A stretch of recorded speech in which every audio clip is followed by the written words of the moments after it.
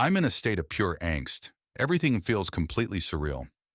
My wife and I were together for 35 years.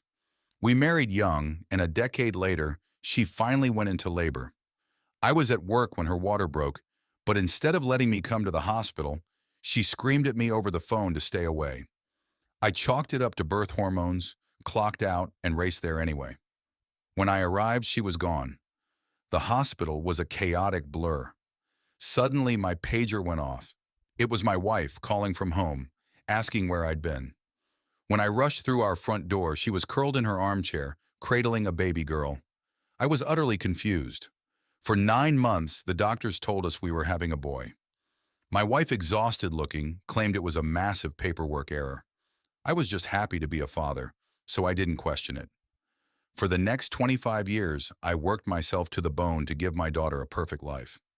Watching her grow up was magical, even if nobody ever pointed out a family resemblance. I loved her unconditionally. Then the fairy tale ended. My wife was diagnosed with terminal cancer. On her final day, our daughter was away at college. I sat alone by my wife's bedside, watching her fade. In her last moments, she looked at me with deep love, but then her expression broke.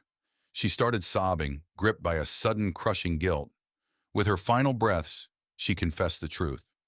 Our biological son had died during childbirth. Something snapped in her grief-stricken mind. Refusing to accept the loss, she rejected reality, slipped out of her room, and stole a baby girl from another ward before fleeing the hospital. My wife died seconds later.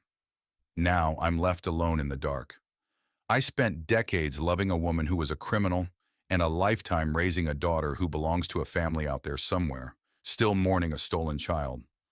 I'm glad my wife is dead, but I still haven't found the heart to tell my daughter.